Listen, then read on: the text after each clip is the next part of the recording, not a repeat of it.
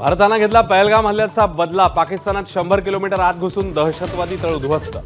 सर्वसामान्य नागरिक आणि पाकिस्तानी लष्कराच्या ठिकाणांवर कारवाई नाही। 25 मिनिटात पाकिस्तान आणि पीओके मधले दहशतवाद्यांचे 9 तळ उद्ध्वस्त। कर्नल सोफिया कुरेशी आणि विंग कमांडर व्योमिका सिंग यांनी पुराव्यासह पाकिस्तानचा बुरखा फाडला। भारतासाठी अभिमानाचा दिवस। ऑपरेशन सिंदूरवर पंतप्रधान मोदींची पहिली प्रतिक्रिया।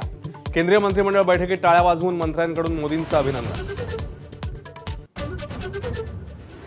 पिक्चर अभी बाकी है। माजी लष्कर प्रमुख मनोज नरवणेंचं ट्विट चर्चेत। भारत आणखी मोठी कारवाई करणार का? चर्चा जोरात।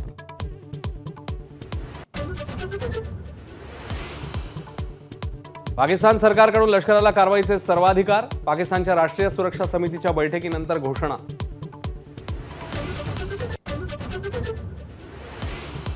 संरक्षण मंत्री राजनाथ सिंग यांच्या अध्यक्षतेखाली उद्या सर्वपक्षीय बैठक। राज्यातून ठाकरेंच्या शिवसेनेचे संजय राऊत, अरविंद सावंत उपस्थित राहणार। शिंदेंच्या शिवसेनेचे श्रीकांत शिंदे तर अजित पवारांकडून प्रफुल्ल पटेल उपस्थित राहणार।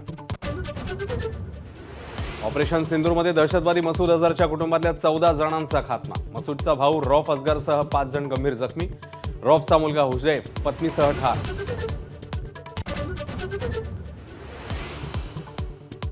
भारताच्या हल्ल्यात आपलाही मृत्यू झाला असता तर बरं झालं असतं। शेकडो निष्पापांना मारणारा दहशतवादी मसूद अझहर धाय मोकलून रडला। कुटुंबातल्या 14 जणांच्या खात्म्यानंतर अझहर मसूद हादरला।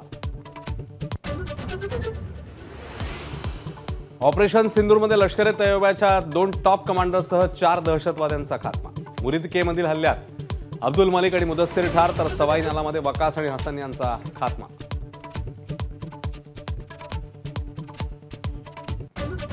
पाकिस्तानच्या बहावलपूरमध्ये मुरीद के अतिरेक्यांचे अंत्यविधी। लष्करी अधिकारी आणि आयएसआय पोलीस उपस्थित।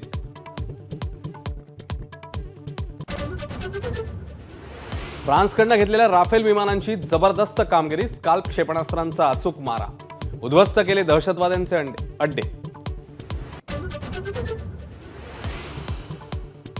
ऑपरेशन सिंदूर नंतर देशभरातून 200हून अधिक विमान फेऱ्या रद्द। खबरदारी म्हणून 18 विमानतळावरील कामकाज तात्पुरतं बंद।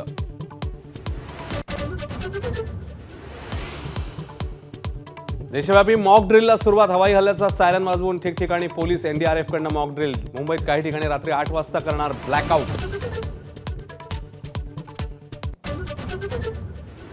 मुंबईमध्ये पुन्हा एकदा वादळी वाऱ्यासह अवकाळी पावसाची तुफान बॅटिंग। मुंबईसह ठाण्यातल्या पावसाची हजेरी। पावसामुळे कामावरून घरी जाणाऱ्यांची उडाली धांदल।